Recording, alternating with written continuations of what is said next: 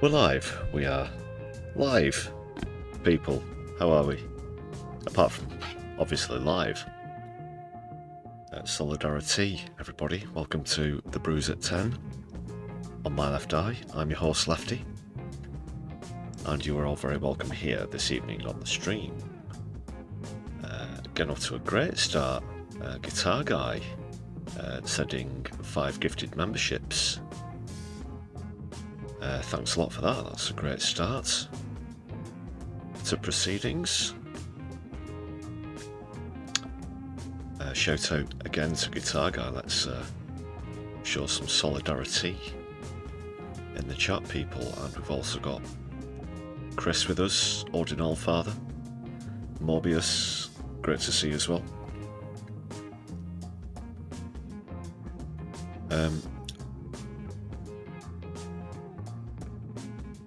One of the recipients appears to be another channel, or another, not a channel perhaps, but another user called My Left Eye.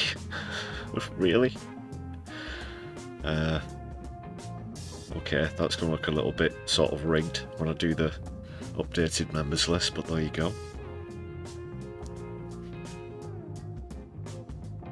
I'm not curious, you're curious, but maybe we'll check out the other My Left Eye.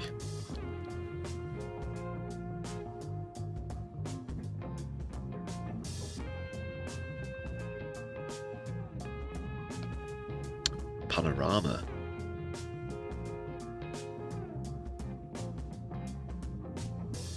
Kit, how you doing? Celebrating 11 months of membership. Great to see you as always. Very good evening to you too, comrade. Others joining us as well. Emma Richardson is with us. Good evening. Chat's filling up nicely already.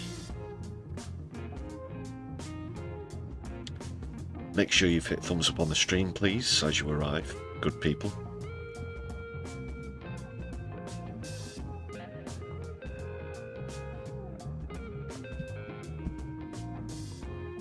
And hit various buttons concerning the sharing of content on social media and things of that nature. Kit, I see you're sporting a new avatar. Excellent. I do have to say I like the colour scheme.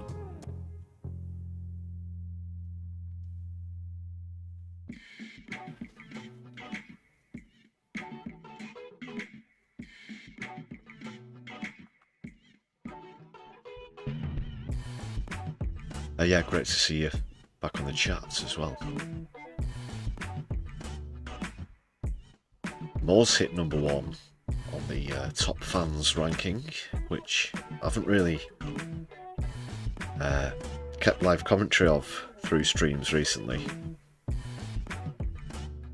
This new top fans feature, which is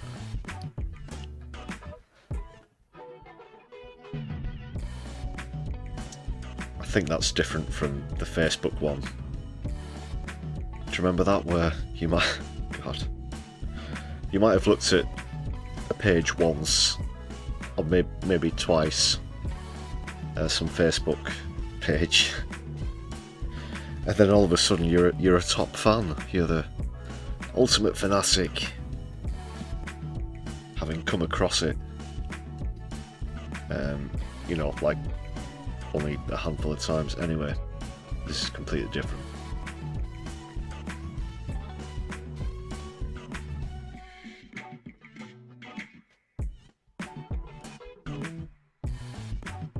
Right, so yeah, I'll be catching up with a few bits and pieces since I was last with you on Sunday. It's been a couple of days now.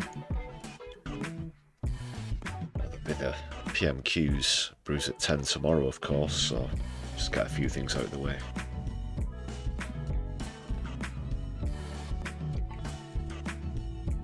Not to be dismissive, of course. It's some of it's pretty significant, I have to be honest.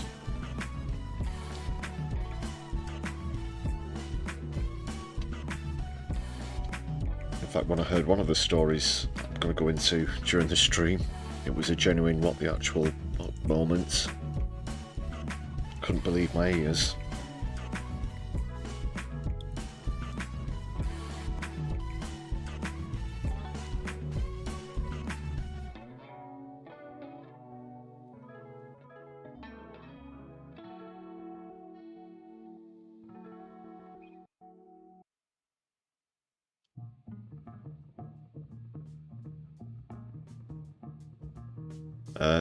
I won't say which store I'm referring to though.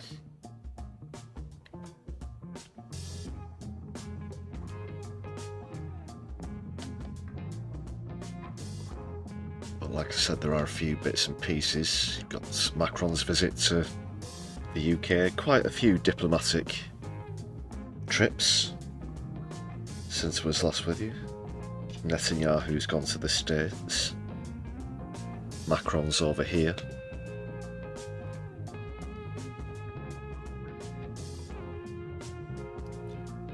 So a little about those two. I've got some polling to go into. A little bit of that as well. Latest from Gaza as well, of course.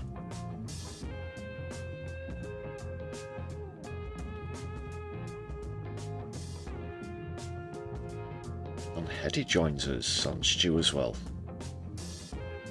Just as I'm going through the chat there. Getting everything in order.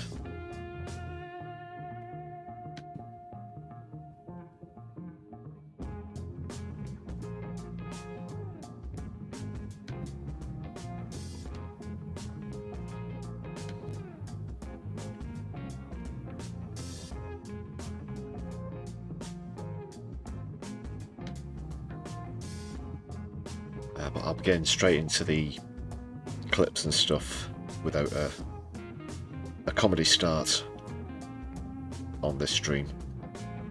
But I do want to say thank you very much to all the members. First of all, first and foremost, of course.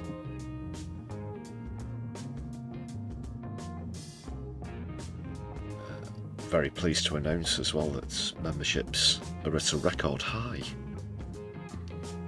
Now on 113 members. Thank you very much for all of your renewals, gifted memberships. However long you've been a member on the channel, thanks for all your support.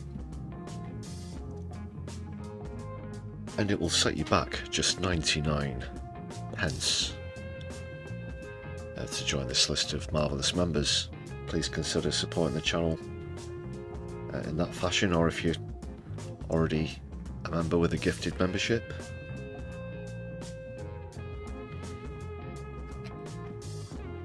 like Guitar Guy has done earlier in the stream. In fact, I'll correct myself immediately, pushing the record even higher to 118, including those 5. So we'll update the list. One of the perks of being a member is you get plenty of shout outs on videos and live streams, exclusive stuff. You get some early viewings and things like that, so hit the perks button if you want to check that out. Thanks again to all the members.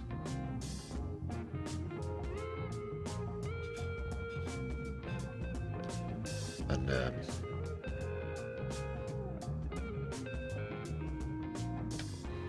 course we'll be dipping in to see how Keith does. Have you lost control of your MPs, Prime Minister? As we get through the stream, yeah.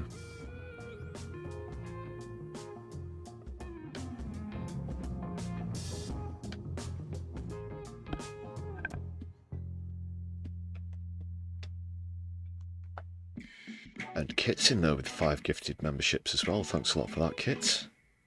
Yeah, amazing stuff. That's big up, big up.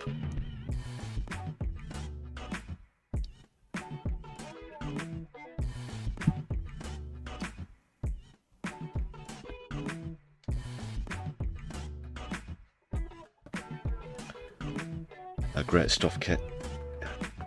long-term support of the channel. Awesome stuff. Enjoy your perks. I can see some new names on the list. Great stuff.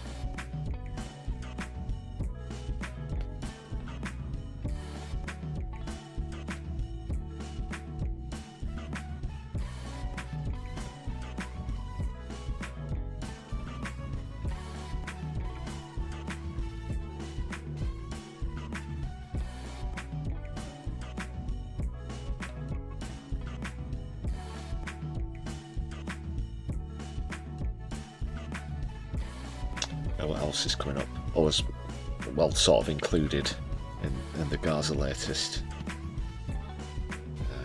All that contains something that, the thing I was referring to, that I couldn't believe what I was hearing, a certain announcement has been made. Not regarding the ceasefire, the negotiations. I'll be going into that, it's separate to that.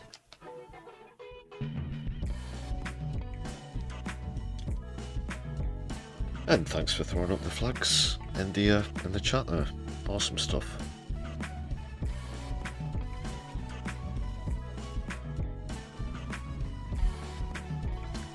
Right, people, now that I've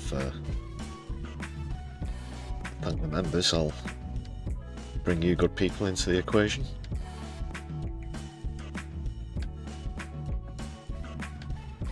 There you go.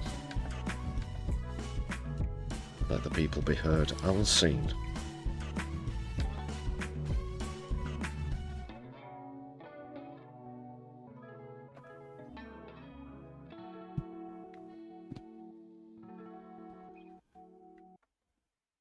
Right, where to go to first?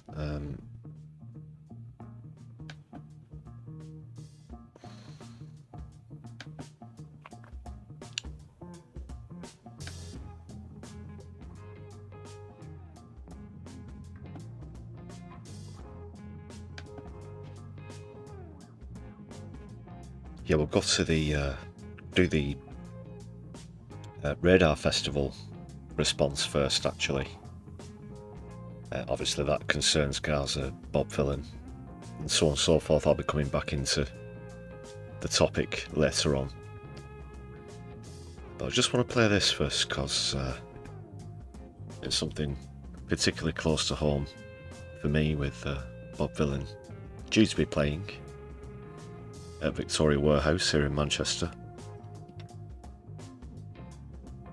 Oh, just a quick correction as well. I think on the last stream I incorrectly said a different venue for some reason, but it was supposed to be at Victoria Warehouse that Bob Villain were playing. However, they were withdrawn from the bill at the last moment by the organisers. As I'm sure we all know, but people all over the country, all over the world, were wondering what was happening, and was this a decision excuse me, of the organisers, and what was going on? Was it an act of cowardice on behalf of whomever? But more revelations have come to light, and there's a great interview here from Declassified UK, so I'm going to play that. I might interject once or twice. I'm not going to do a full sort of running commentary, as it were. It speaks for itself. But it appears that other agents or individuals or organisations, whoever, were at hand in all of this. And I'll let the organiser explain what was going on herself without too many spoilers. But this just adds a bit more clarity to the whole situation, a bit more detail, and really does go to show how far some forces, shall we say, will go just because someone led a chant on a stage at a music festival, for God's sake. So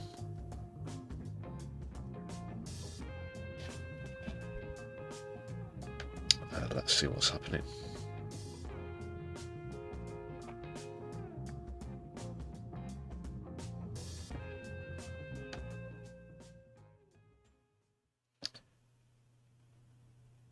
We have announced that Bob Villain have had to be pulled, so that is...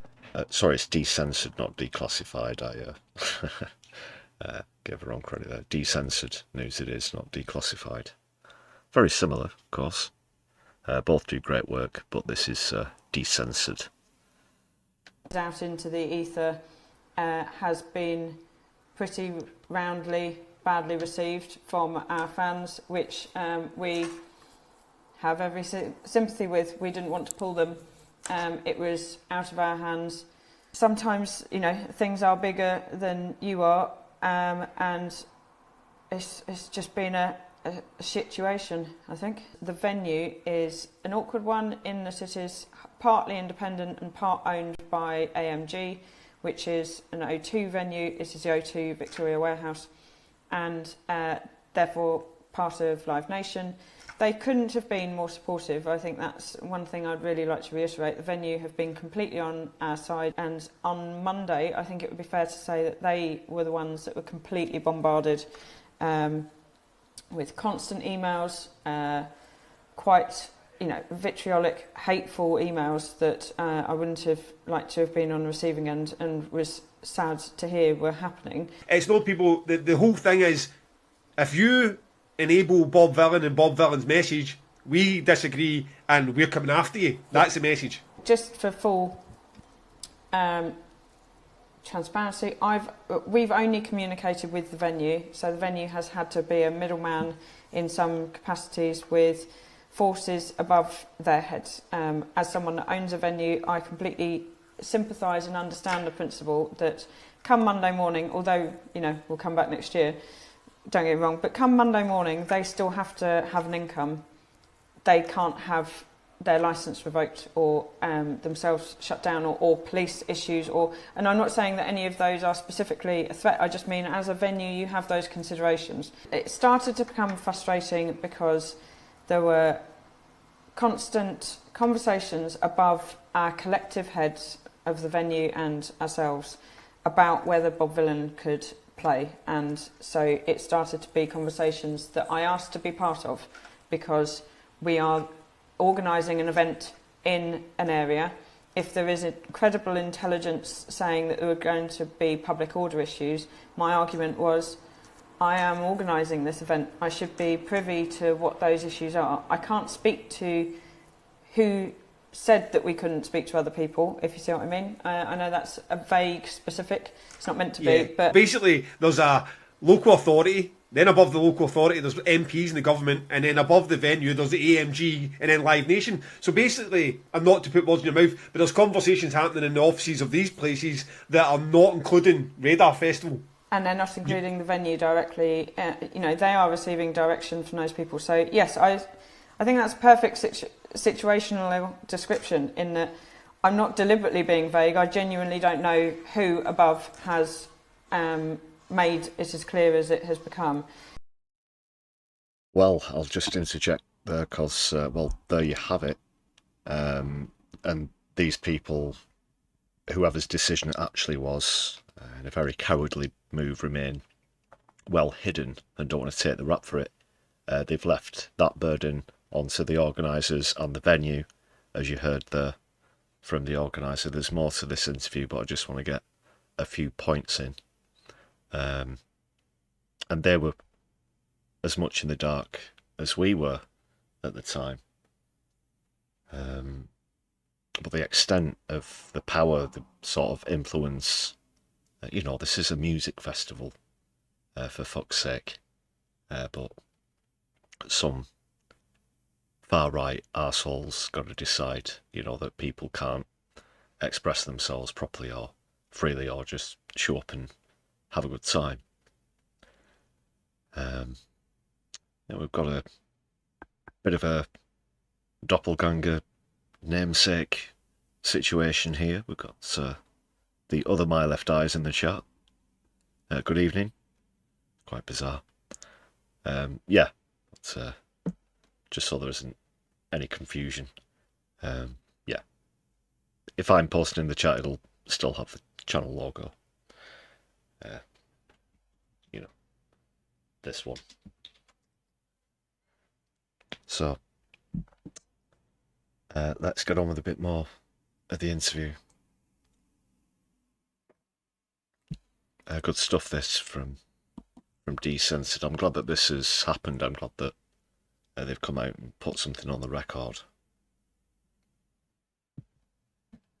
It became apparent that there was not an option for Bob Villan to step on stage on Saturday, and that became apparent at the beginning of the week.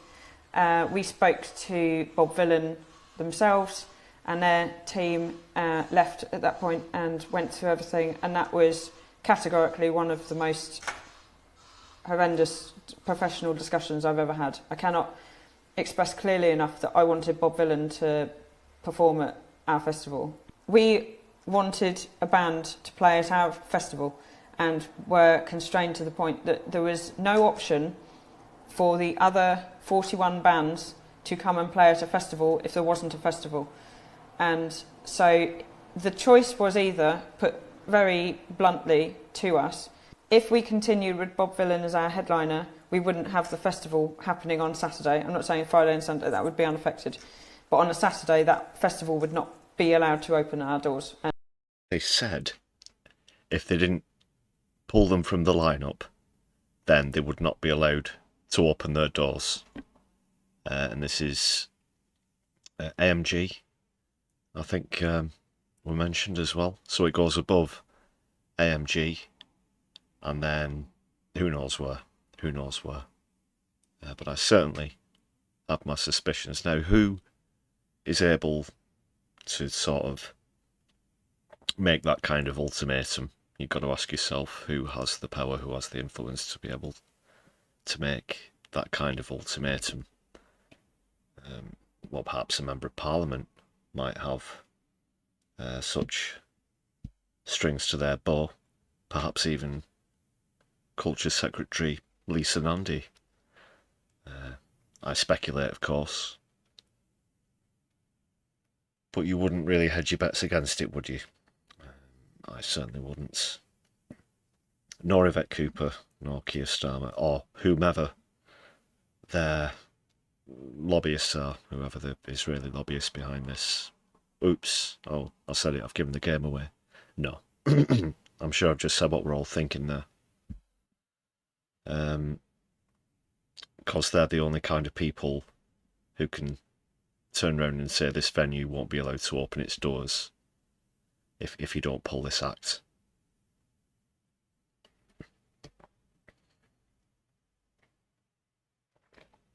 Now, if that isn't an affront to democracy, if that's not denial of freedom of expression, freedom of assembly as well. Let's not forget, this was supposed to be a coming together of bands and artists, which still counts, you know. Freedom of assembly isn't just extended to political discussion. We can extend that to the artistic world, whichever, if you're involved with the arts. Imagine you told sculptors they couldn't, you know, sit together or look at each other's works, or painters, singers, dancers, whatever it might be. No, we've all got the right to free speech, free assembly. And at the end of the day, if you don't like what Bob Villan is saying, nobody's forcing you to watch it. You can look the other way. There's plenty of what I consider trite, naff crap out there that offends me, in the sense that it offends my intelligence. It might be popular in other areas of society, but it's not for me. I won't say anything too specific, but I'm just trying to make a quick point.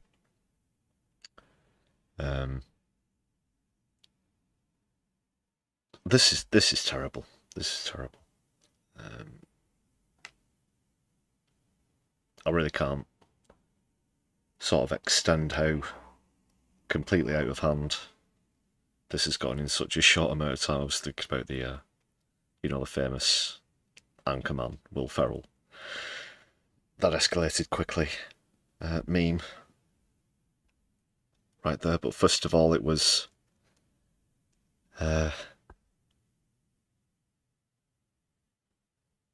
sort of push back against Kneecap, and now this blindsiding by Bob Villan, and now here we are.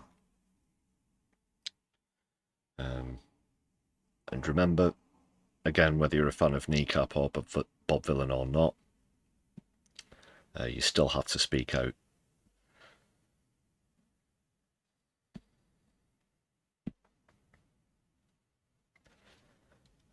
Okay, let's just play a bit more. What are your thoughts on this so far? Keep me posted in the chat. Yeah, Morbius. I think you're quite right there. And I'm all for direct action as well, Kit. Well, it's not really so much of a spoiler with that. Keep your thoughts and everything coming in, people. And the venue would not be allowed to open our doors. If Bob Villan was not on the bill any longer, then everything was carrying on as normal. Putting it really honestly, it's like, not specifically, but what would you do? So like, we've got 41 other bands that are travelling here. They've all paid for flights, or Under Oath are travelling from America for this gig. I didn't want to phone up Under Oath and say, hey guys, never mind. Financially, that puts us in an incredibly precarious situation, because as well, whoever's decision it is should have been telling these bands. Again, there's no accountability here. There's so many buffers, there's so many layers on the way down. Ultimately, the can gets kicked down the road until it ends up at the feet of the organisers, who initially appeared to be responsible for the decision, let's be honest, but now it transpires that it wasn't, So a lot of buffers, a lot of room in between, but zero accountability. How about you turn round to a band who have come all the way across from America to play here in the northwest of England? Say, oh, you know what, guys? Sorry, we're not allowed to open our doors because we're completely under the thumb of the Zionist lobby at this point. So, shameful.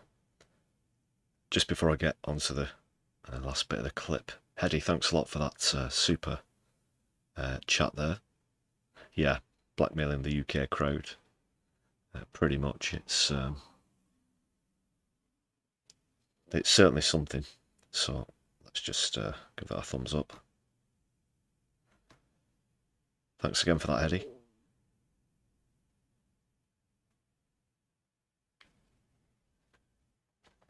Who does your MP really represent? You think they put the constituents first? Do you even think that they put this country first? Or maybe some of them appeared to perhaps put that on the back burner? I stress, it's Joe and myself. Like, that's a lot of liability at our feet. People have travelled thousands of miles to come to this festival. How can we turn around and say, right, well, yeah, you can't. We're being forced into a position that we don't want to take. Bob Villan know that we wanted to book them. Why else would we have booked them? And Bob Villan also know that we didn't want to pull them because we tried our hardest not to do that. And yeah, and I'll just quickly share one of my initial thoughts in the whole sort of what the fuck is going on. But as soon as there was all this furore, I was certain that, they'd be one of the hottest tickets in town. Surely they'd have promoters lining up to get them on. Whilst all this has been going on, by the way, they've shot to the top of the album charts and on most of the top streaming sites. And in terms of publicity, it's certainly done them no harm whatsoever. So I thought, why would they pull this, act that is now a hot ticket? And this explains it. So it wasn't out of any paranoia by the venue or by the organisers that there might be some sort of, affiliation with, the T word, the thing that Pal Action were prescribed for recently. You know what I'm saying, people? It was, far more ulterior and underhanded than that. So, but ultimately, it still ends at the same point.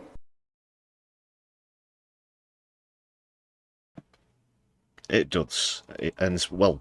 A lot of fans would have been disappointed as well, with them being the headline act. A lot of people would have been looking forward to seeing them. So it's the main thing.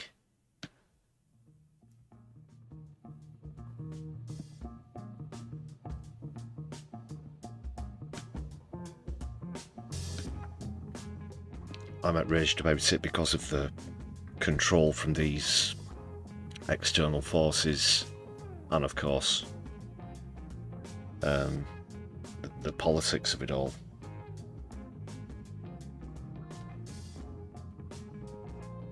But people will have been looking forward to that for a long time.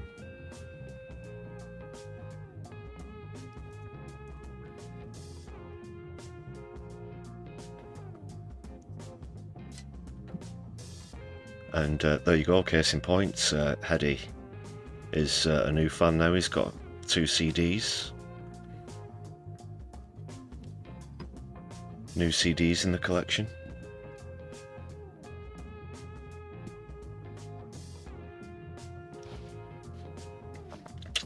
Nicola, yeah, good point. That's what, there's been a lot of shock rock bands through the ages, through rock and heavy metal and all sorts of genres, but one of the sort of early ones, no doubt, would have been the Sex Pistols, which are more or less a legendary British band at this point. Obviously punk being institutionalised in our history now as a period. So 50 years ago, this big musical, cultural, fashion revolution happened. This it was a philosophical revolution as well, in a sense. Not everybody might have been into it because of that, but there was certainly a lot more thought into it, put into it, than some people might give credit for, at least.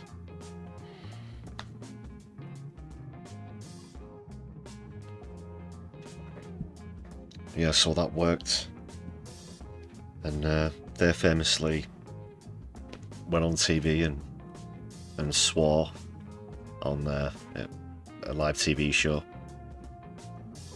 during an interview, and that didn't do them any harm publicity-wise.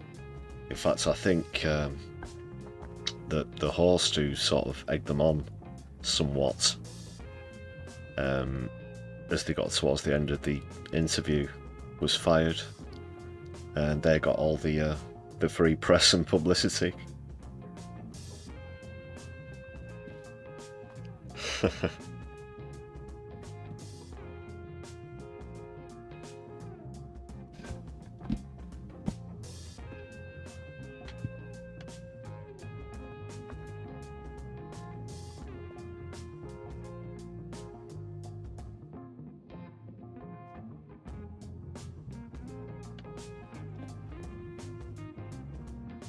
Okay, people, going to move on with a quick look at Macron's visit to the UK and Netanyahu's visit to the US. Just a quick moment. Bear with me.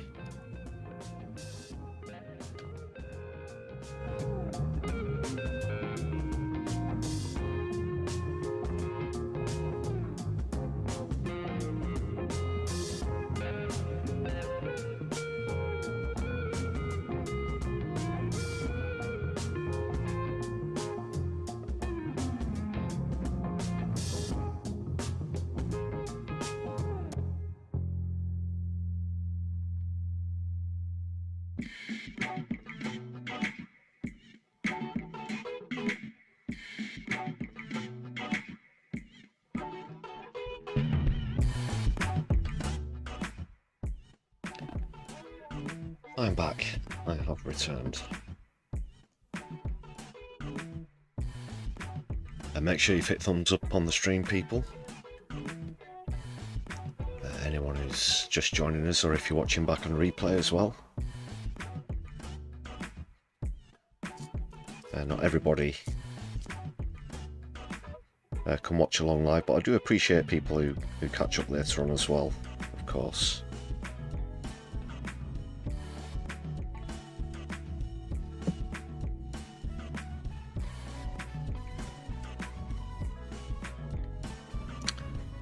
Yeah, politics, Clive. I will be getting into that subject earlier. Was, you know, well, you pointed it out very well there. It's like, oh no, I won't go off on a tangent before I get into that. I'll get onto Macron first. Amber tangent alert. But no, that's, yeah, nuts.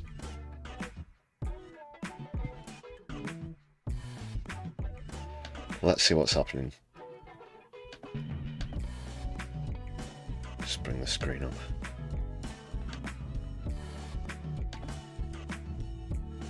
So here he is. Well, he should be.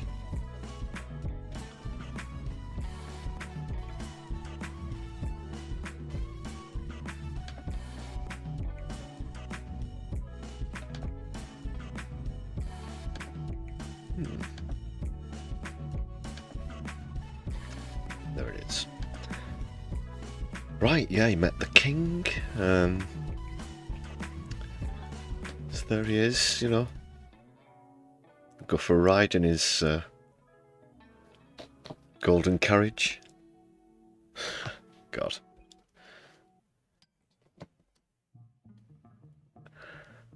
Oh, what's the discussion there, you know?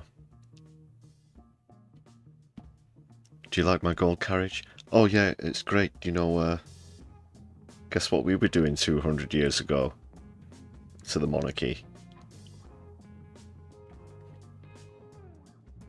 We could go back 900 years or so, and I'm just going to quickly bring up the Bayeux Tapestry is coming to Britain, isn't it? That's obviously the very long artwork which depicts the events in the run-up to the Battle of Hastings in 1066, of course, the Norman conquest of Britain and the end to Anglo-Saxon dominance. Take that, UKIP. Something I always like to point out as well.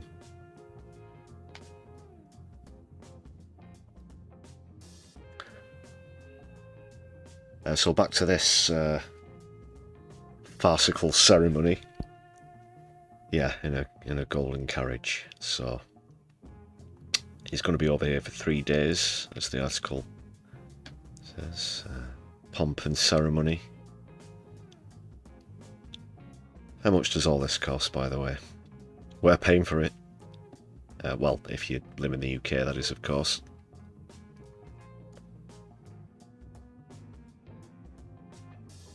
Oh no, it's not the proper full golden carriage. You can see from that angle.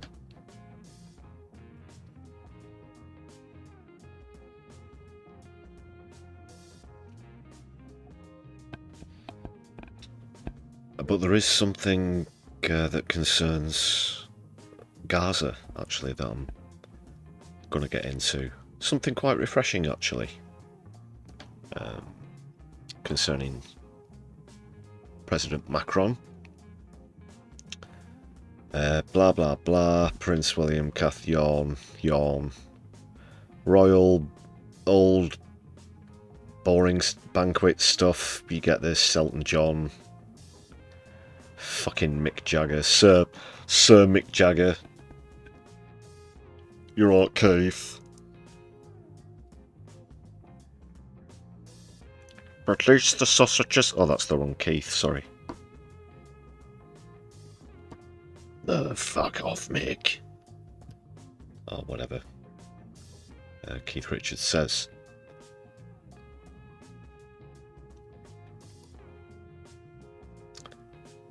Expensive stuff, expensive, fancy, fanar, trumpets. You see where I'm going with this. I don't have any interest in this. I'm sure that you don't either. I would assume most of us here in the monarchical sense are Republicans. That is anyone. Well, you don't even have to be from the UK. It's not the only monarchy left in the world, of course. But it's, you know, this theocracy, as it were, is somewhat undemocratic and outdated. But as I mentioned, just back to the Bayeux Tapestry. So we're going to be we're going to be hiring it. You know, can we? It's rent a tapestry. You just dial a tapestry, rent a tapestry.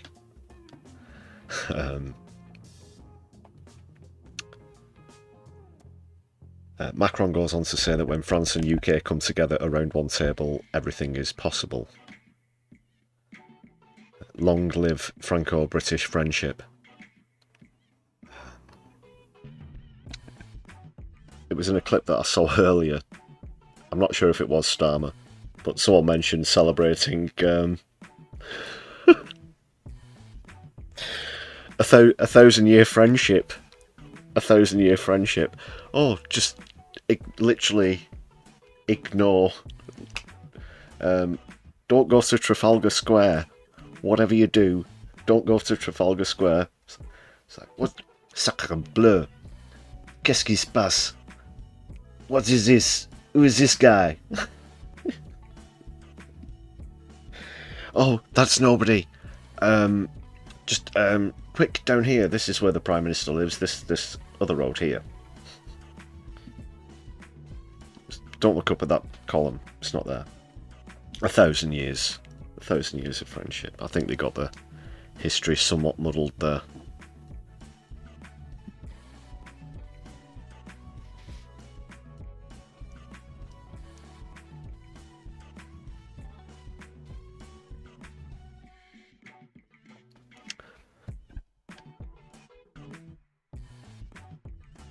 The King tackles many subjects in both English and French. Well, he had a bit of a stab at Française himself.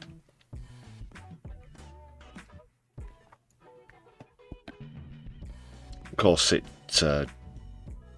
used to be, and it's still kind of passed down. The aristocracy spoke French. This was post-Norman conquest, of course. In fact, it was, you know, considered a class status as to whether you could or couldn't speak its sort of hidden language, secret languages. Same with Latin. But obviously now it's taught in state schools, so it's not so exclusive. But you tend to find most of the upper class will speak at least a smattering of French, including the monarchy.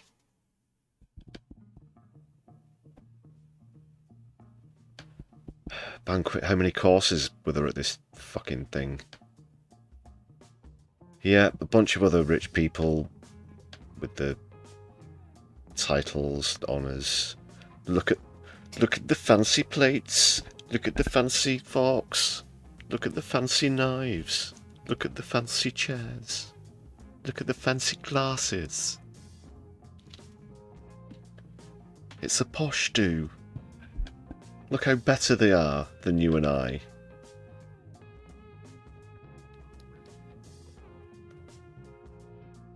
Oh, so happy for the banquets.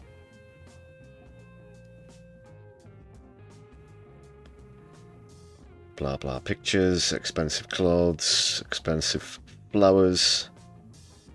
Probably displayed and, as you can see, being adjusted by some uppity, pompous employee. What's this now? suddenly jumped to, all of a sudden, isn't this great? Right, let's get into business. Migration. Oh god, here we go again. No, I'm not going to get the small boats thing.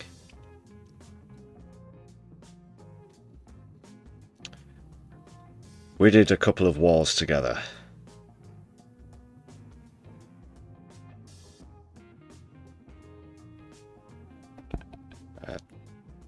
They lost a lot of people in the first one, which kind of put them off getting too involved in the second one, which led to them getting sort of taken out pretty early on in the second one.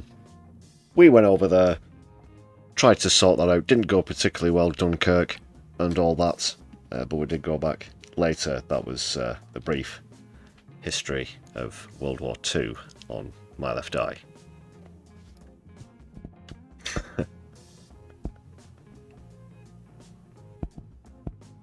And of course, the USSR sweeping in from the east.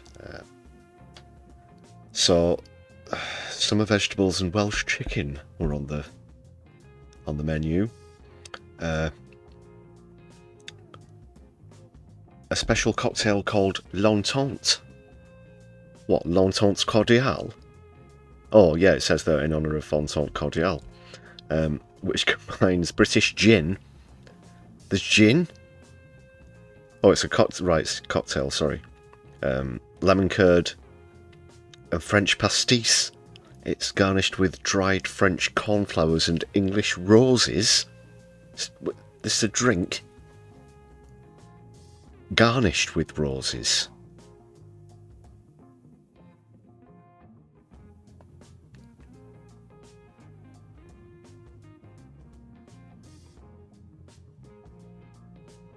No, excuse the stunned silence there. I can't make out what that might taste like. What sort of shit are they cramming down the fat fucking overpaid faces here? Let's see. Tender summer vegetables with sage raw tomato and extra virgin olive oil dressing. For a main course, it's a supreme of Raga State chicken with Norfolk asparagus and tarragon cream. And then it's ice-based blackcurrant soaked sponge with elderflower jelly, your grace, your highness, your worship, your majesty. And to wash it all down, the wine list includes Domaine Evremont, Classic Cuvée, Coton Charlemagne, Grand Cru Etienne, Sauzette, 2022, and so on.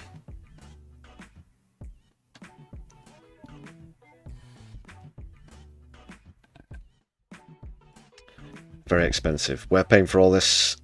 We don't get anything, not even a doggy bag. Who's up next? Badenoch. Oh, good. So, obviously what we're doing there is really sort of making him feel intellectually superior by putting up Kemi Badenoch first, who couldn't argue a way out of a wet paper bag, so Macron will like that. He'll find that very welcoming.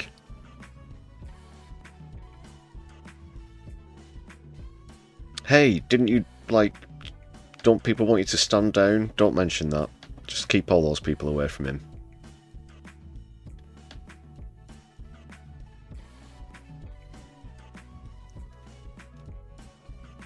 And it looks like we've got someone who possibly may or may not have shot fascists waiting to see him there.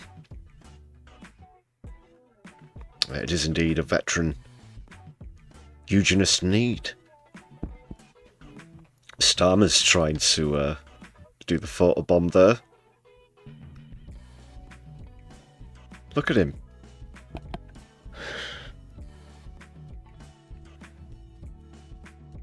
How rude.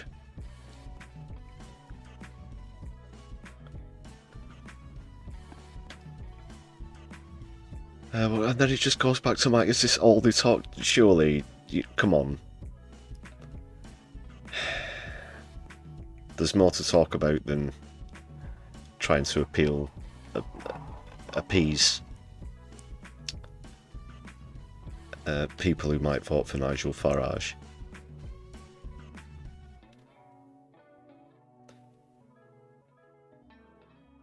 Is this pretty much it?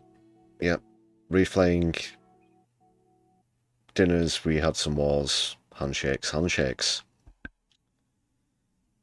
But what I wanted to talk about,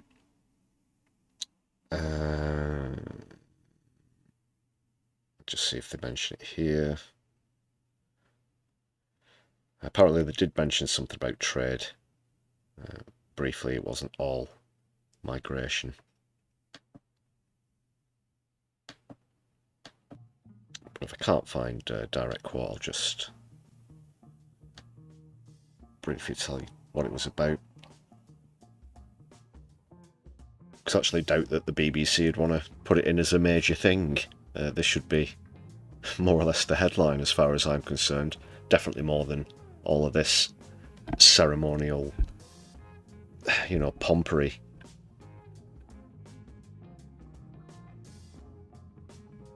Which really gets my goat. Macron essentially made a proposal that France and the United Kingdom simultaneously, in a synchronised fashion, could recognise the state of Palestine. Perhaps that might encourage others to do so already, although where Europe's concerned, both we and France would be somewhat behind the times, wouldn't we? Spain, for example, have been doing some monumental work in speaking out in support of Palestine. They do recognise it as a state, so we'd be way behind other countries. Portugal as well, I should mention. Many countries across the world. Because, in his view, as I've said many times, if a two-state solution is the solution, then by default you have to recognise the state of Palestine. Otherwise, you have to ask which two states are concerned.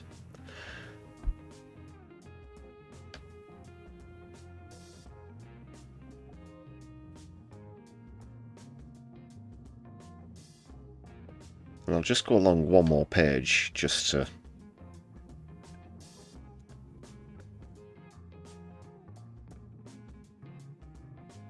well, all they mention again, you know,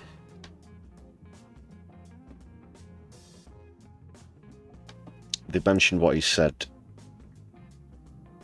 about the ceasefire and release of the hostages, but not about this potential proposal. BBC don't want to hear about that, do they? Although, to be fair, when I did hear that, it might have been a reporter talking about it on the radio, on BBC Radio.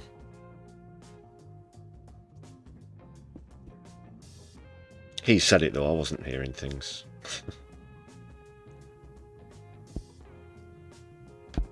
Alright people, that's enough of that. I'll move on to another topic. Just one sec. Share your thoughts on that one with me in the chat, in the comments if you're watching back later on. Make sure you hit thumbs up on the stream, people. Press those buttons, y'alls. Big up, big up.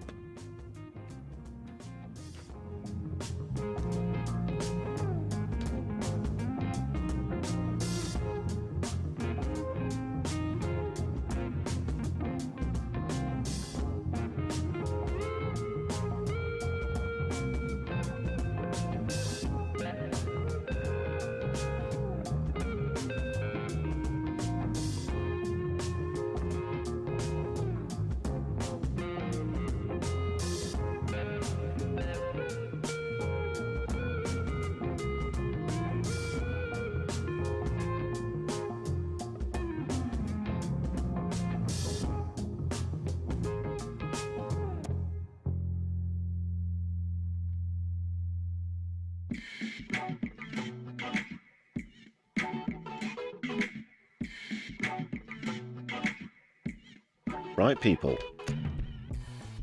So Norman Tebbit is dead. For anyone who's not familiar with UK political history, he was a key Thatcher ally, as you can see there. Died at the age of 94. There's that bitch on the left.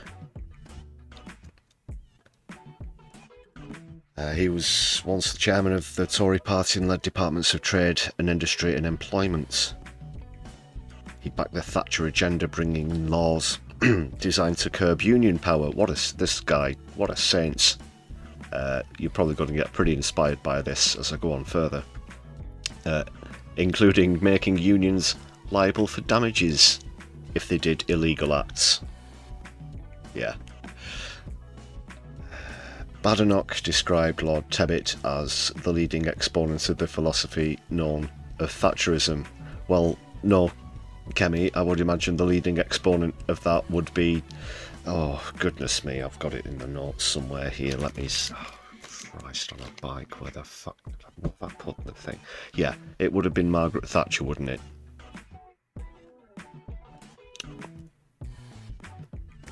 Otherwise it'd be called Tebbitism.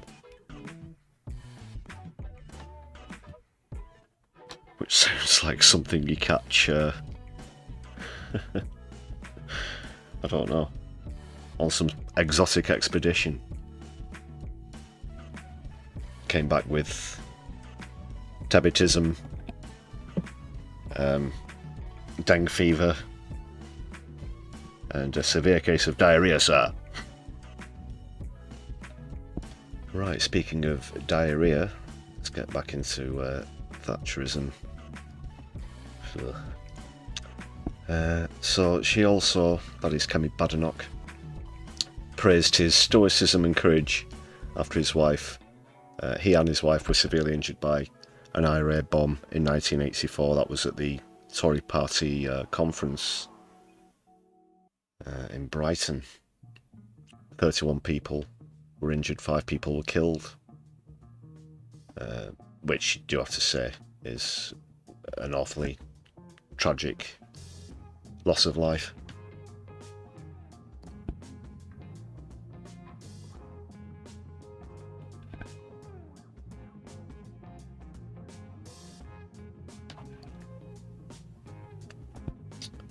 She says he never buckled under pressure and he never compromised. Well, that just is another way of saying that you're out of touch with the public and completely tone deaf.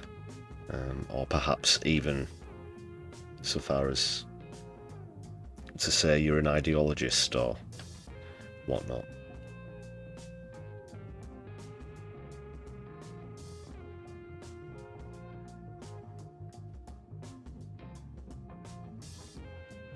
So other Tories have come out and sang his praises. I won't read all of the quotes.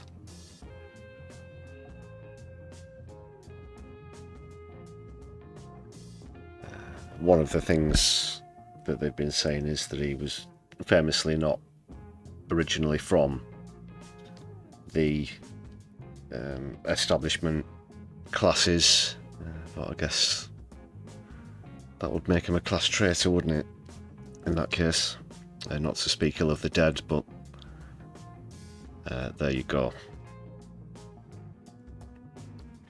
He continued to prioritise his caring duties over a return to frontline politics, declining an offer from Thatcher to rejoin her cabinet and deciding against running in the leadership election to replace her in 1990.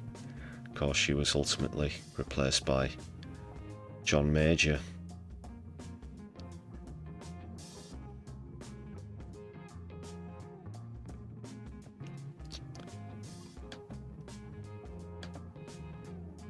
So that's that. That's all I wanted to say about that. It's been acknowledged.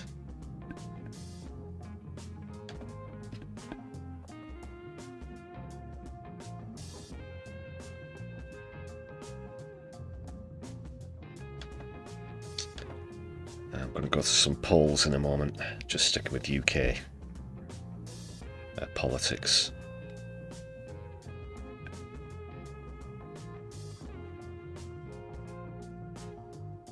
Yes, Chris, same as Angela Rayner, class traitor. Class traitor? What you on about?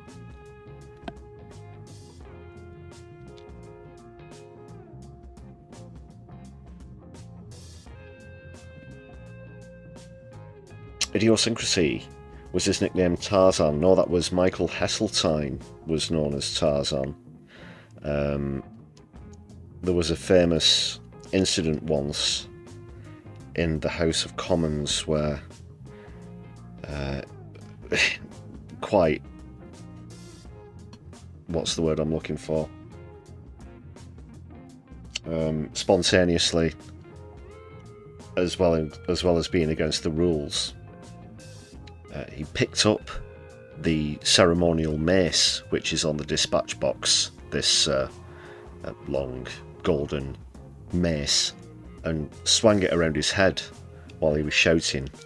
And I can't remember what the debate was about. I wasn't there, by the way. I'm not old enough to have been there. But for some reason, obviously, during whatever debate it was, he picked up the mace and started to swing it round Michael Heseltine, and that's what got him the nickname Tarzan, I think.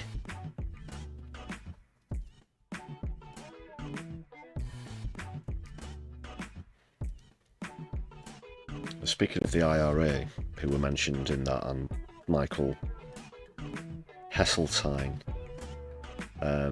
it's just funny actually, because here in Manchester, after the 90s bomb, the IRA bomb, famously, well, locally famously, two of the pubs were actually moved. They had to move two of them, literally take them apart piece by piece, like in reverse order, and then put it back just a little further away from where they were. And Michael Heseltine was very much involved with the that project, actually. So there is some strange connection there, and it's celebrated. One of them is Sinclair's Oyster Bar, which is essentially it's near the Arndale Centre, and there are pictures inside of him going through the construction sites and whatnot. Anyway, just a bit of local tangent for you there, because he was good with swing voters. Haha. I see what you did there.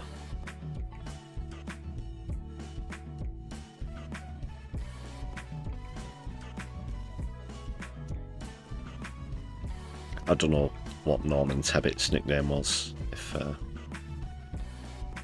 if he had one at all.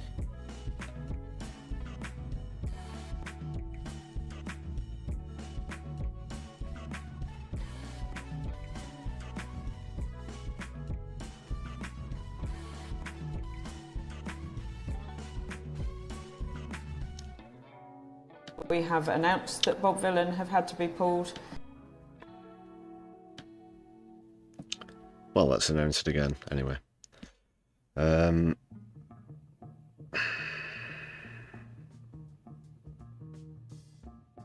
Yeah, I'll do these polls first and then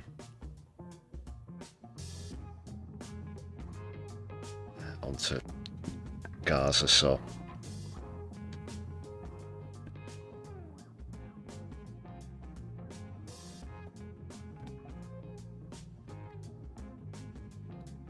You won't be surprised to hear, people. It's not good. Not looking good for Labour in the polls.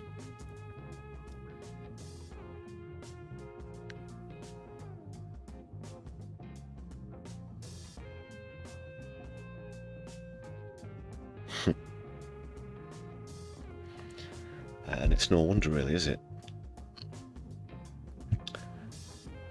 First of all, though, Starmer's individual favourability rating continues to tank, down to 19% there. This comes from YouGov polling. And Stats for Lefties, I should give a shout out to Stats for Lefties as well. So only 19% think Keir Starmer is doing well as Prime Minister. 69% think he's doing badly. That's very poor indeed.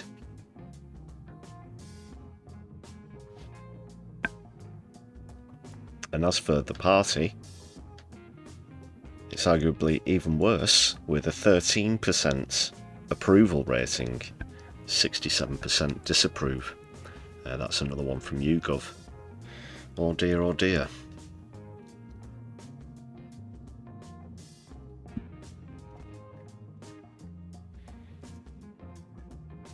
Who saw this one coming? Well, don't all raise your hands at first.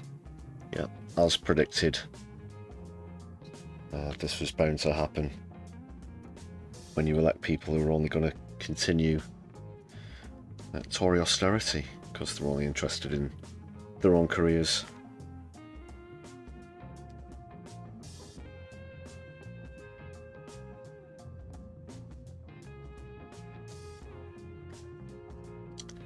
And unfortunately, a great many of them would rather represent people who live thousands of miles away than in your constituency or even in your own country.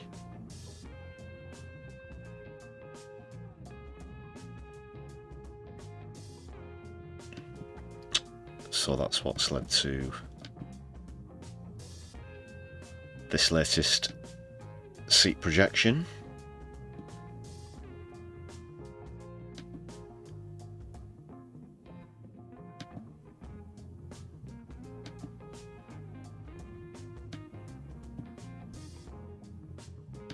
Reform pretty much have a 5% lead there.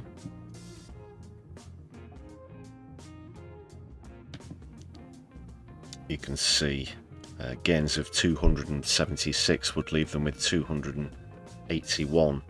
Labour, excuse me, Labour pretty much tanking 300 seats in one fell swoop. Tories losing another 30. Lib Dem just treading water. Looks like they're still going to be where they are at the moment on 72 according to this projection. SNP, of course, regaining 36 seats, giving them an overall majority in Scotland once again.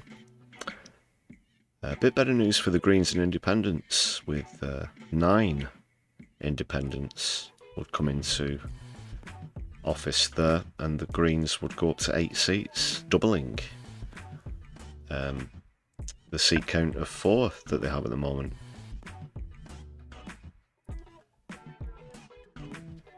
Also, for the record, recently, with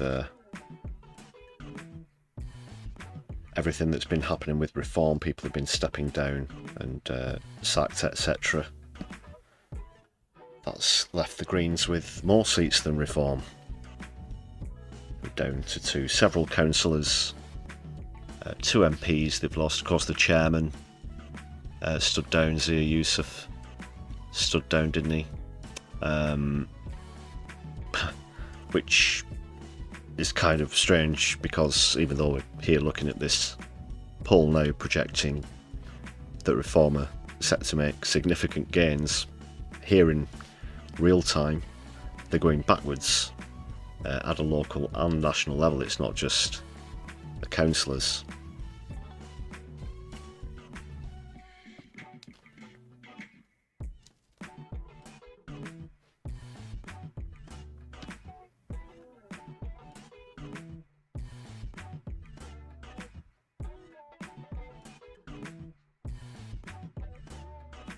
So let's not forget that's just one poll, and I'd advise you should probably take a lot of them with a pinch of salt. But there you go. That's the list of Independents and Workers' Party Britain candidates who would gain 9 seats, all from Labour. Bethnal Green, Birmingham, Ladywood, Birmingham Yardley. That's of course Jess Phillips's seat. She It's clinging onto that by just a few hundred votes, with Liam Mohammed running a close second, I believe. Yeah, it's Liam Mohammed of the Workers' Party of Britain. They'd also get Bradford East, Bradford West, Ilford North and South. Wait a second. Oh, yeah, that's... oh, of course, that's West Streeting, isn't it? Ilford North. So it looks like Wes's seat is projected to go, at least. Remember, it's a long way off. But also Preston and Slough. That's pronounced Slough. For anyone who's not from the UK. So I was just imagining a, you know, solidarity with anyone listening from the States, but if you're over here trying to get, for some reason, to get to Slough, don't ask for Slougher.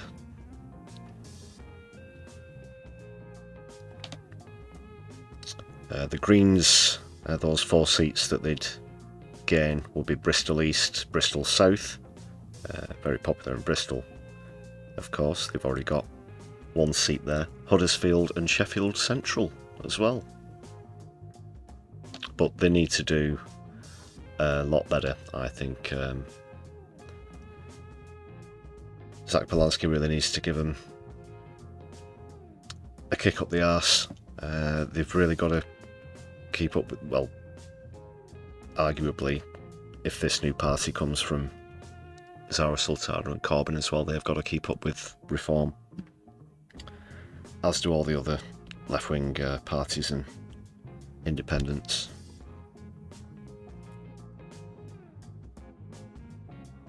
So it's, as far as I'm concerned, a two-pronged objective for the next election. That is to, obviously, we've got to keep reform out, but that is by no means any excuse to go voting for the old guard.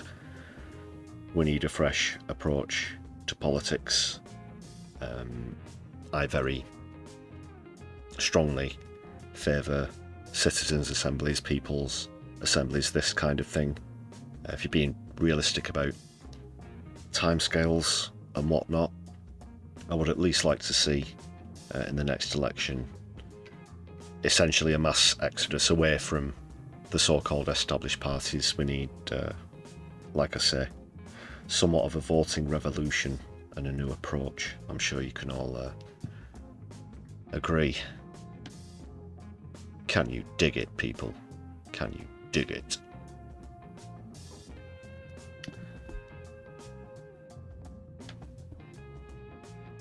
Don't all rush to get your small violins and big tissues out for Keith and Labour, though.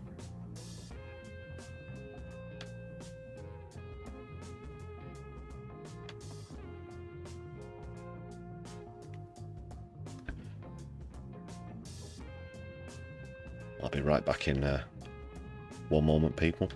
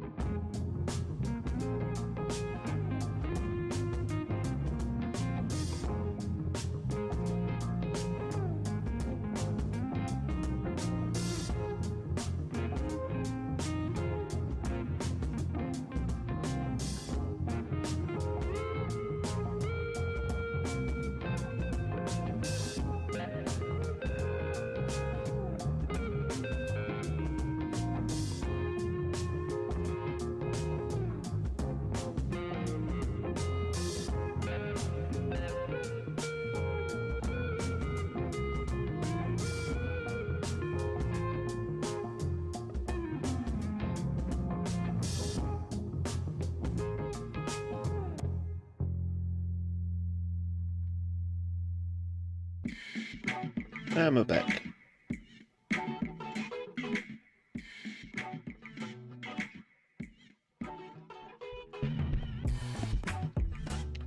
Okay, what's happening in the chat? Greens are now being found out as not being socialist. Well, this is the thing. In the past, the Green Party have been accused, somewhat to some extent, of NIMBYism, and these other things. Perhaps they are to air quotes middle class or whatever. And they certainly do better to concentrate on a socialist mandate, which hopefully Zach Polonsky will bring to them. I'm not a member myself, but he has said that he would like to work with other left-leaning parties. So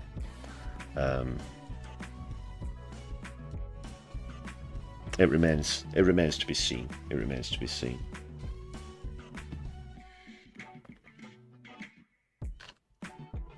But that leadership election is coming up at the end of the month, so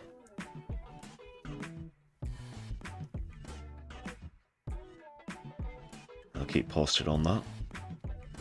Still no real new news about the Sultana Corbyn party.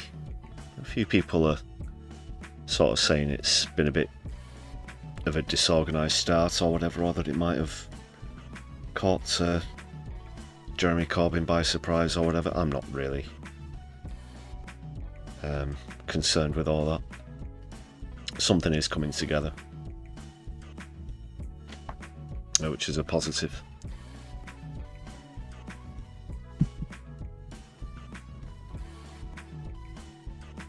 Andy Carter, great to see you. No, I don't have a second channel about cabbages, although it's funny you should mention second channels, because we do have another My Left Eye in the chat, or we did earlier. If he's still there, the other My Left Eye, then come and say hello, but definitely not cabbages.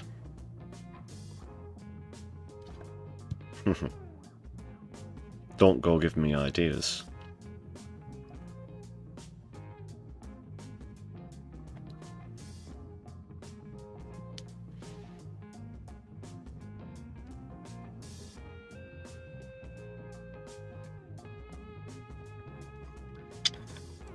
Politics Clive, yeah, I just quickly get back onto that, I guess. That's worth mentioning. Is this what Polonsky is actually doing? Is he going to pull the Green Party left?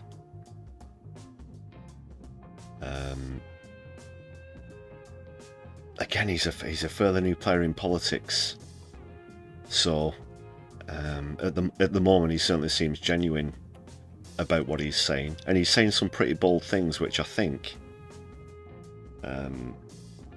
at least to me, hints that he is genuine in what he's saying, because he's not been afraid to talk about taking on capitalism as a whole as well. He's not been afraid to talk about Gaza, afraid to talk about Palestine. A lot of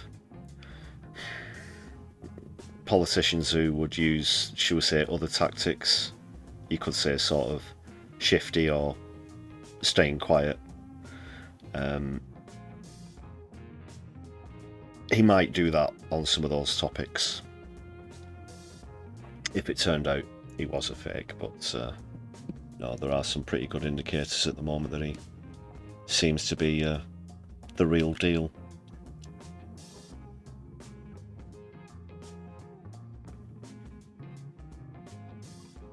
I guess post-Labour 2017, 2019, a lot of us here in the UK on the left have trust issues with politicians who would have,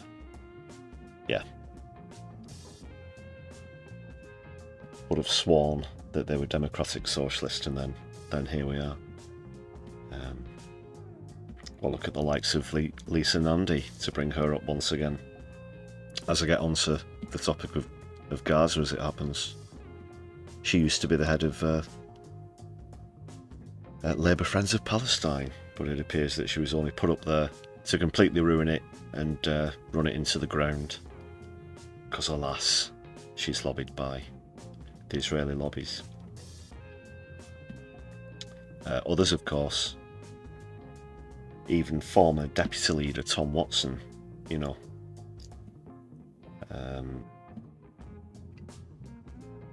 So perhaps that still lingers in the mind for any socialists out there. Let me know your thoughts about that, because it's certainly an element for me. I really do look a lot closer into people's backgrounds, and perhaps I'm a bit hesitant to assure myself that someone's a bona fide socialist these days, I don't know, than I was a few years ago. Although 2017 was quite a while ago now, wasn't it?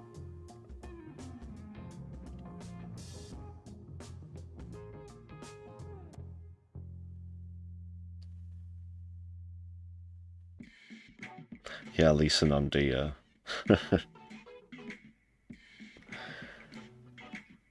It's maybe like in a cartoon or something. They all walked into the friends of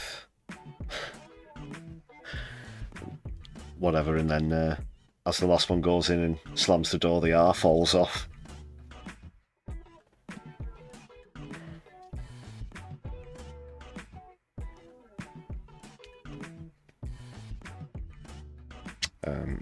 Okay, but just quickly on to the serious stuff now.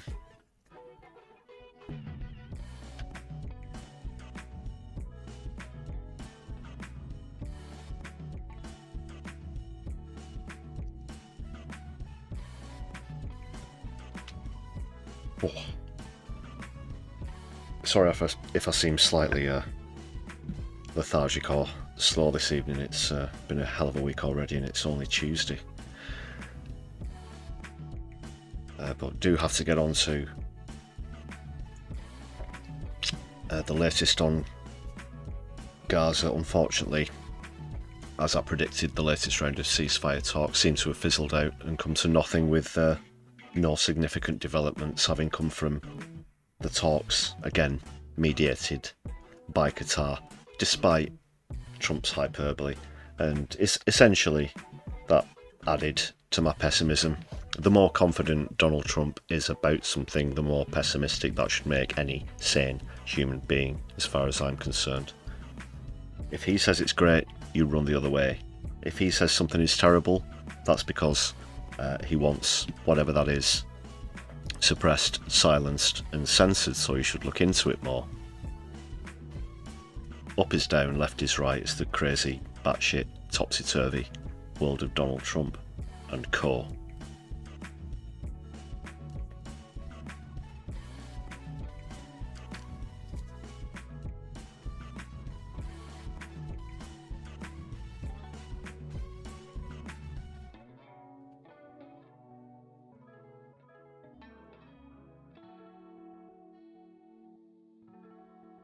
So that is apparently the latest on the ceasefire. As far as we know. In the meantime, of course, the attacks do continue throughout Gaza. Saw some horrendous footage earlier. Again, it's tents, it's refugee camps that are being targeted, which is, yeah, atrocities daily. What can you say?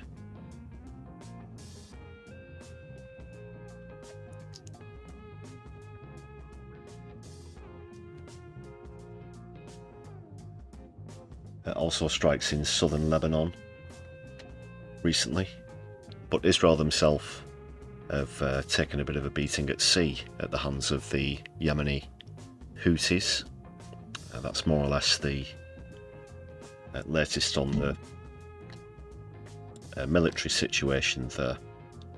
Hasn't been a great deal said about Iran recently, other than a few people have come out and more or less reiterated and confirmed what we knew already, that is that the attacks from the United States didn't really have much of an effect on Iran's nuclear capabilities, which remain below weaponry enrichment levels, we have to remind ourselves.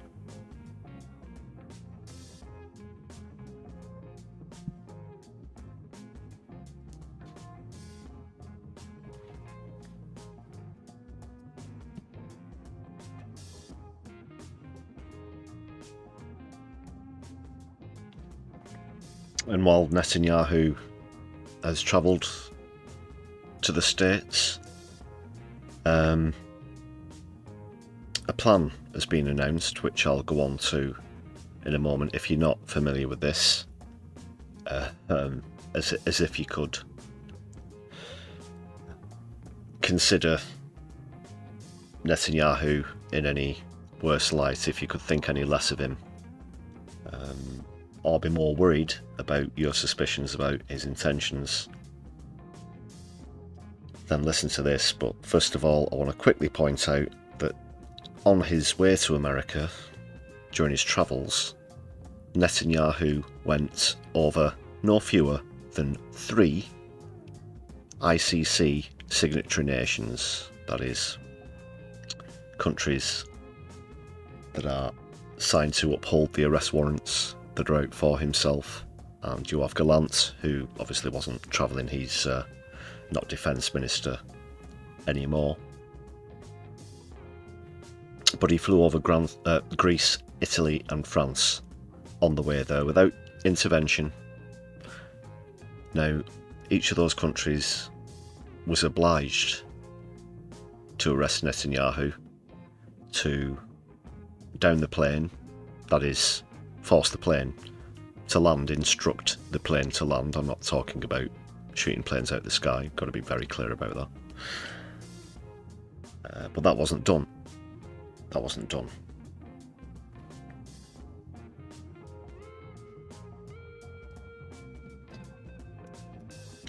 Shameful.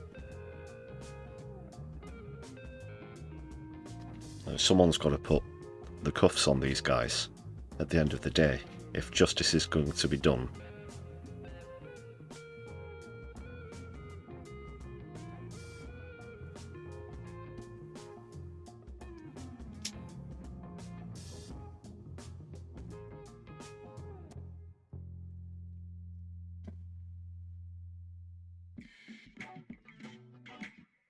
Have the ICC got planes? I'm not sure, you know.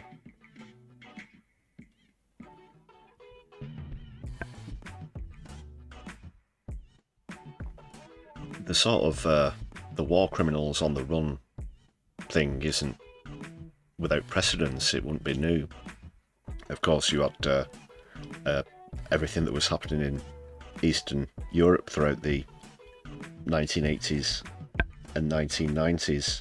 A great deal of corruption was involved in that, a great deal of uprising, whether it be legitimate or at the behest of the United States of America, but nonetheless it still went on, and you had former leaders trying to escape coups on the planes. Justice caught up with them. Slobodan Milosevic, for example.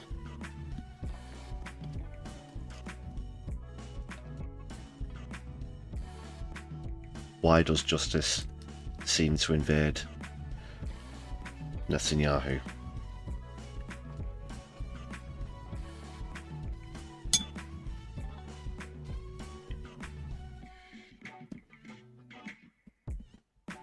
Short answer, world leaders are so bought and paid for that they can't really have the balls to be the first one to put the cuffs on him and get him in the Hague where he belongs.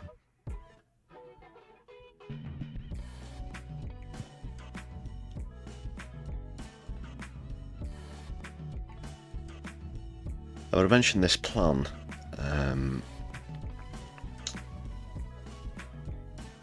I'll loosely describe it, and then I've got a clip of it's a committee which Emily Thornberry is the chair of the committee. David Lammy was up there, the Foreign Secretary, so this was pretty much hot off the press when when this committee took place.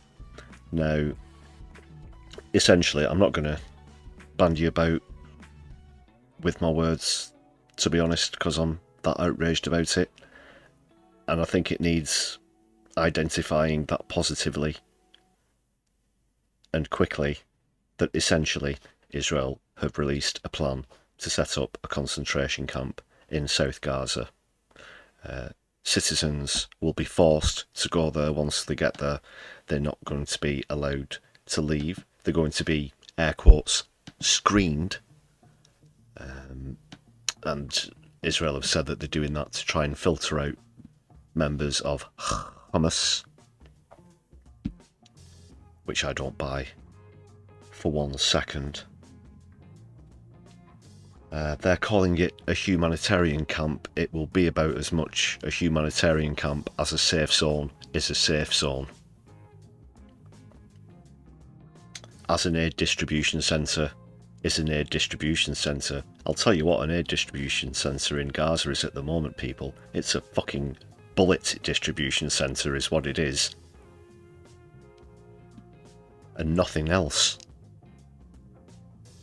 Any morsel that is being distributed is simply being thrown into a crowd which will contain tens of thousands of people at least, and in a very unorderly fashion it's just dived upon, and these people are desperate. They are starving.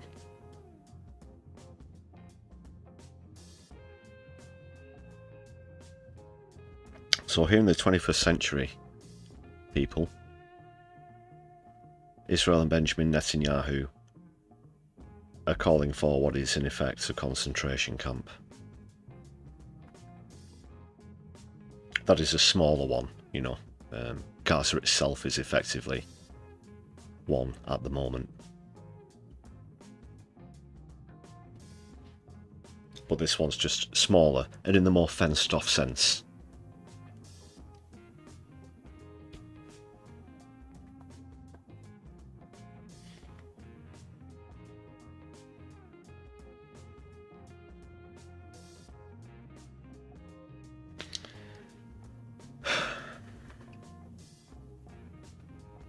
Yeah, sometimes words do fail me, so let's go to this committee with Emily Thornberry, who might actually be coming around to realising the truth and actually saying the truth. I heard an interview with her earlier, which concerned her hesitation in using the G word in public and in tweets and whatnot. But she said that this announcement today just confirms her suspicions. She said essentially she had to be 100% sure it was, but she was only 95. I'm not making excuses for her. I do believe this should have been said a long time ago. It ticks all of the boxes. You don't have to be a leading expert in it to be able to acknowledge that you're seeing the components that constitute a genocide. So this has probably tipped the balance for her. She might even come out and say more about this. I don't know. But will it be too little too late as well, is the question. Let's ask ourselves that one. Let me know what you think about that in the chat. So I'm sure that have you been briefed on what Israel Katz has said in the last 24 hours? His latest is that he's reportedly ordered Israel's military to prepare for establishing a camp, which he's called a humanitarian city, on the ruins of Rafah.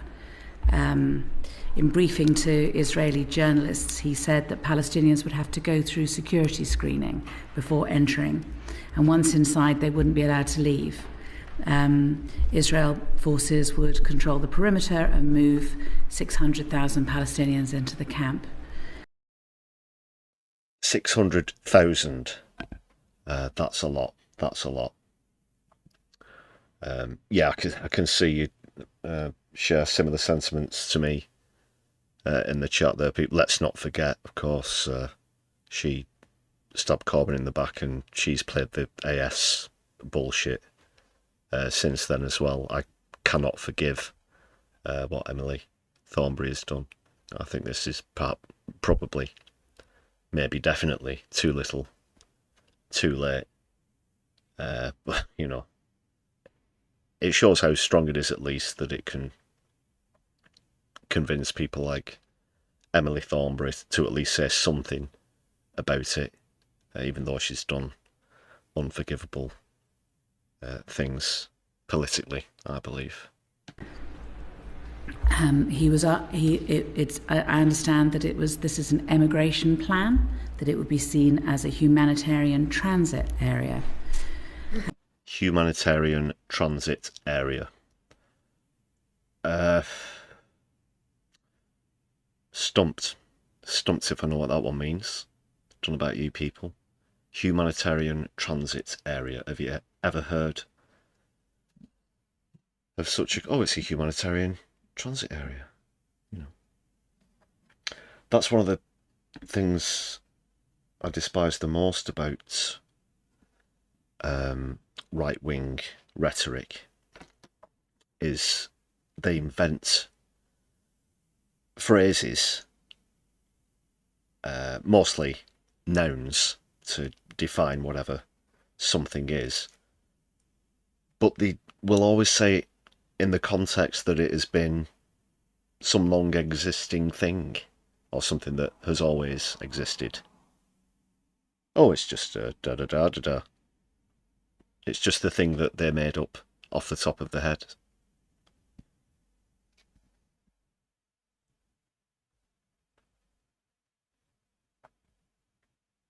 Let's see what you're saying about that. Yeah, they should be sent to jail.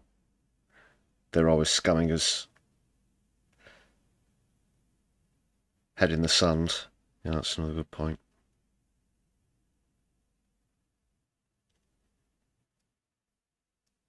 But what was I saying there? Yeah, the 600,000 is more or less at least 25% of the whole population.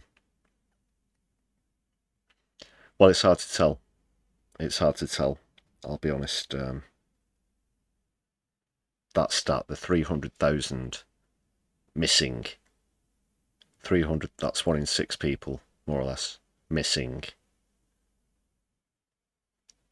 So what the current population of Gaza is just, and I'm sure that any surveyor or UN rapporteur, whatever, would tell you as well, it's nigh on impossible to quantify just how many people are dead or alive in Palestine at the moment.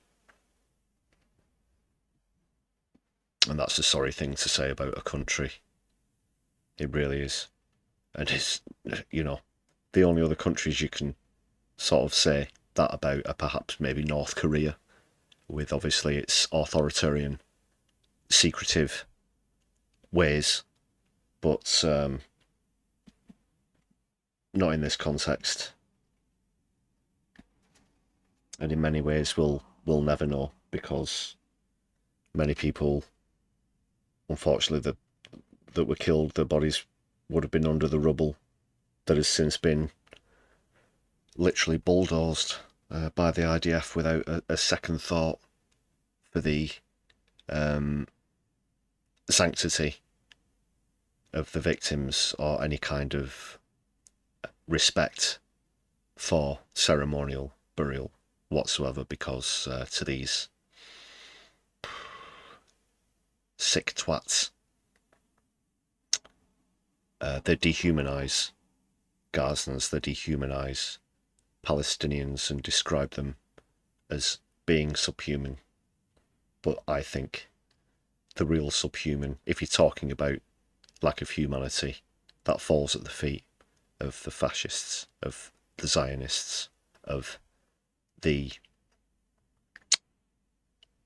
illegal occupiers. That's who's responsible. sickening. I just wondered if you had been briefed on that and what British reaction was to it. Well, what... I'm not going to play all of Lammy's reaction here, just the beginning, and I just want you to note the question very clear. This is to a core party member now. These are no strangers, David Lammy and Emily Thornberry. They've been colleagues for a number of years now, but they're obviously in their roles in a select committee. Sorry, it's just a normal committee, not a select committee. But the question couldn't be clearer, just whether he had been aware of Israel Katz's announcement that she described. Was he aware of it? Was he aware of it? We're seized on at the moment is getting a ceasefire. Yes. I'd like to sort of... That wasn't even part of the question. You might as well have said, you know, picked up that bottle of water there and said, isn't this water absolutely refreshing? I just can't, you know, it has nothing to do with the question, nothing to do with the case in point. And yeah, it's not, it's a committee, they're not obliged to tell the truth, even as much as they are in Parliament, where they lie all the time. So this is, to some extent, mostly performative. But you do at least get to see them squirm and wriggle. Just while I'm on the topic, Matt Hancock in the COVID inquiry recently has been doing quite a bit of that as well.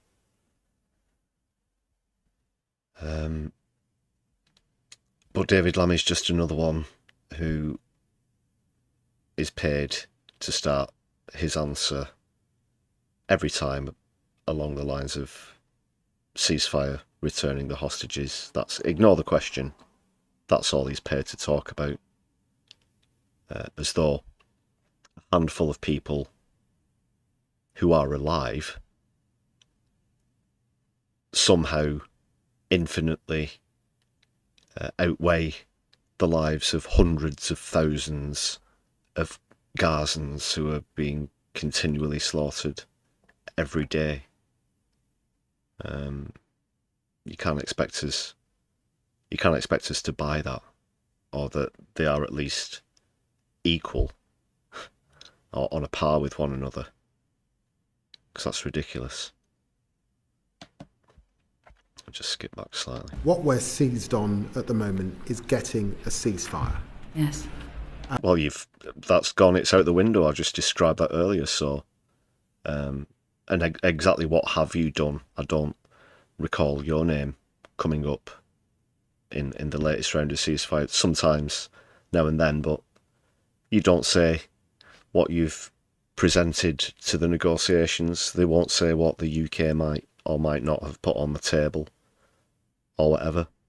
Let's not forget, as a nation, we are responsible for this entire thing in the fucking first place, with the creation of so-called British Palestine and the Balfour Declaration and whatnot, in cooperation with the United States of America. Now, here we are in 2025, 80 years later. So,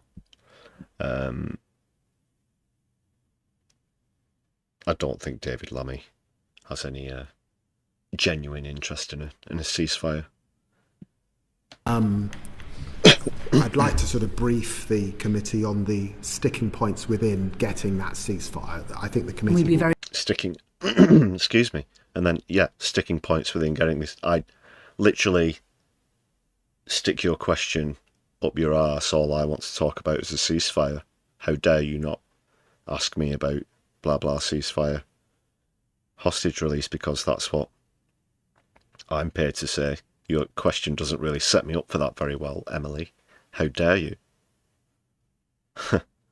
Really, that's what I'm hearing. That's what I'm hearing in that brief clip of his answer there. But I'm sure he went on in a similar fashion as well. Shameless, yeah, utterly shameless. Andy, it could be a cheap bottle of vodka instead of water, I don't know. Would you be surprised?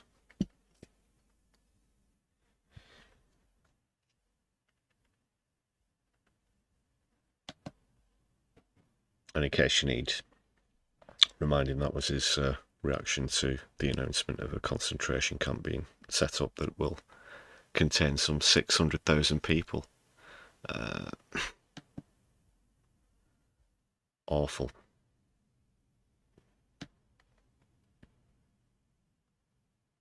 Sticking point.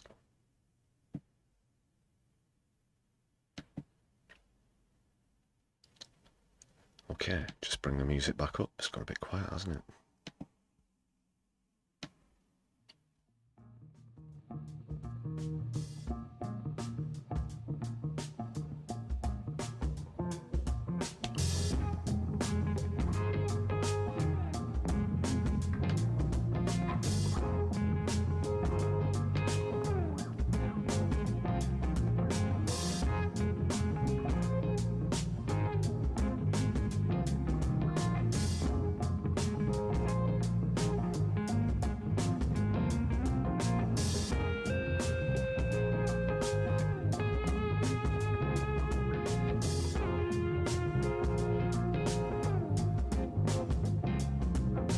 How will we explain to future generations that this happened on our watch?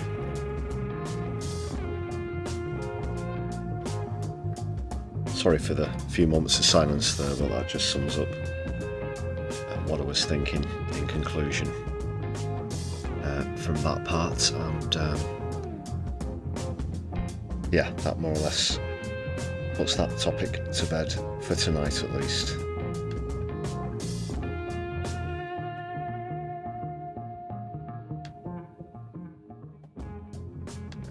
In the stream, I'd like to say another huge thanks to all the members on the channel. So if you can see your name there on the list, on the roster, thanks once again. I do appreciate all of the support. Thank you very much for the gifted memberships this evening. I think we've got another 10 new members now, so that takes us up to 123. 123. Thank you very much for that once again. Some of you have been celebrating month-anniversaries as well. Month-anniversaries.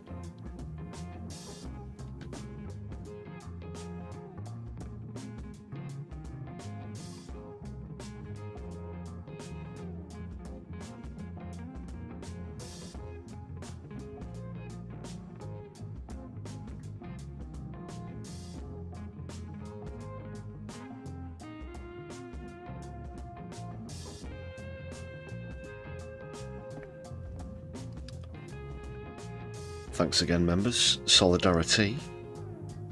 And make that 124. Thank you very much, Andy Carter, for the gift. Lumpy. Hope you enjoy your perks. Lumpy.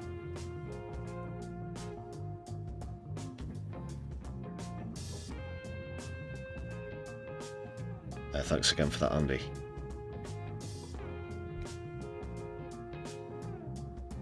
Right, people, stick around. That's going to be all from me in a few moments, but we'll be raiding into another live stream channel in just a moment.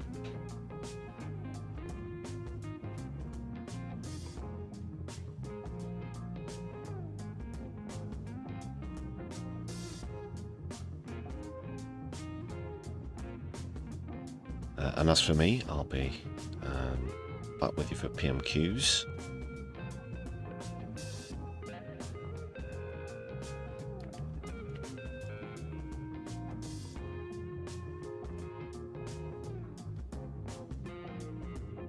Yes, so keep an eye out for that one. Of course, it's the usual start time. The clues in the title. So you've got a choice, people. You've either got this space or all shorts. I think we'll go over to all shorts, I think, because we raided into this space quite recently, but I'm pretty sure we've not gone into all shorts for a bit.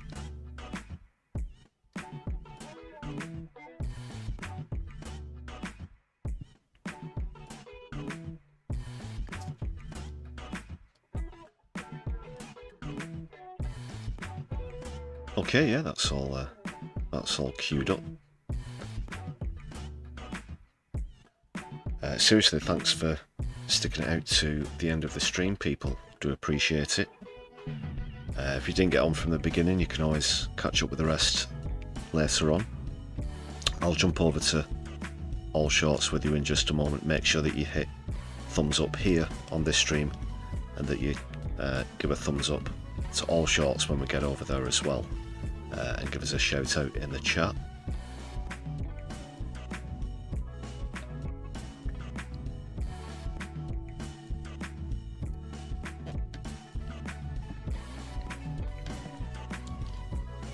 Okay, that does appear to be everything in order.